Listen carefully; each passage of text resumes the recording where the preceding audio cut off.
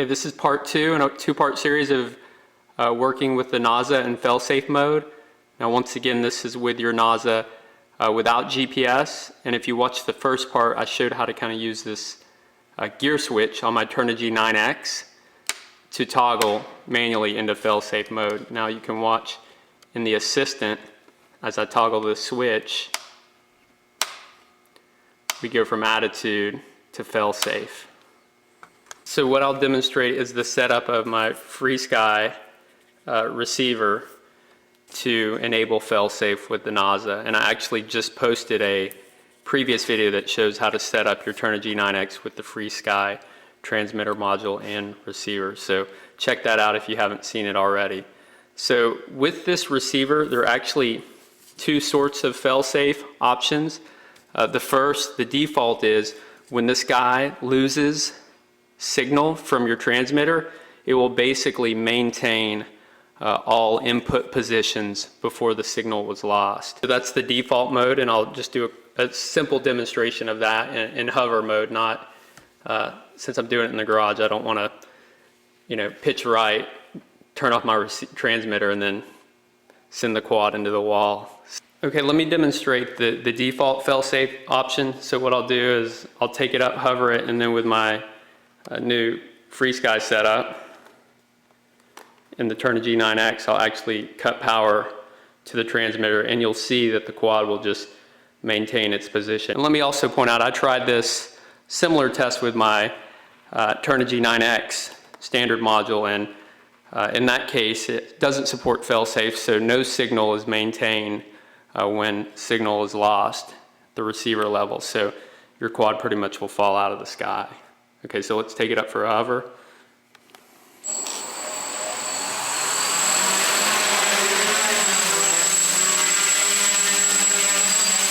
Okay, so we're gonna get a nice hover, hopefully. See that? Okay, and here in just a second, I'll cut power to the transmitter. Let me bring it a little closer. Okay, so cutting power's off, drifting a little bit, and you can kind of see, you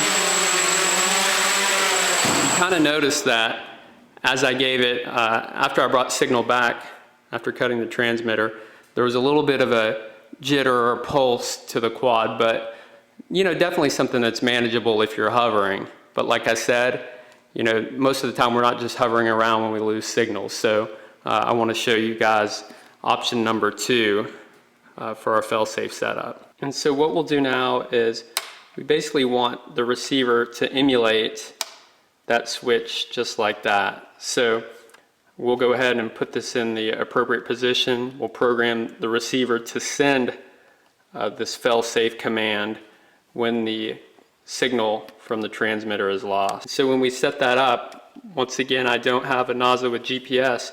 It will just do the hover and land, while as if you had the GPS, I believe you would have the return to launch capability, the enhanced Failsafe, that once the signal was lost, your Naza would return home. So hopefully for those of you with GPS, you could run this test and then validate or let me know if that's what you see.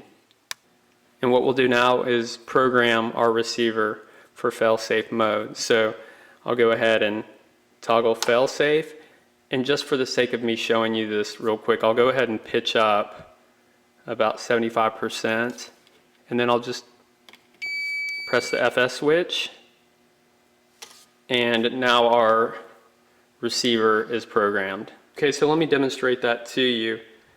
Once again, we pitched up, 75 to 100%, and went to Failsafe.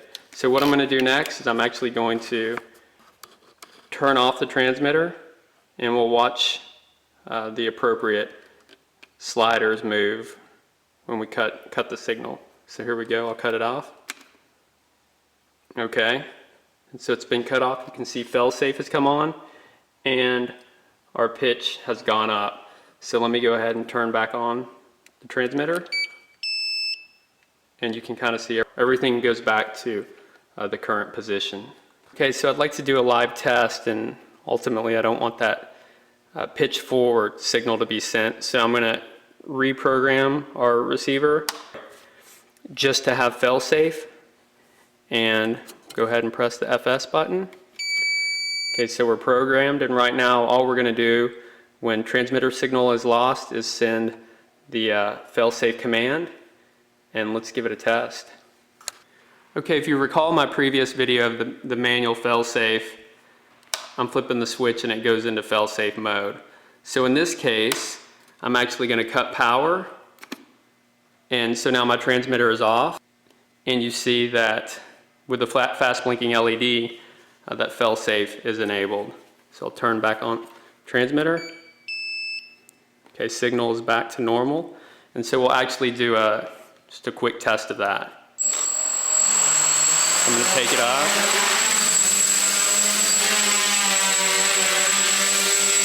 Get it nice and level.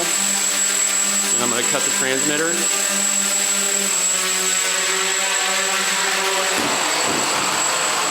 The transmitter's dead. Bring it back on, and it's actually going to return to its previous location.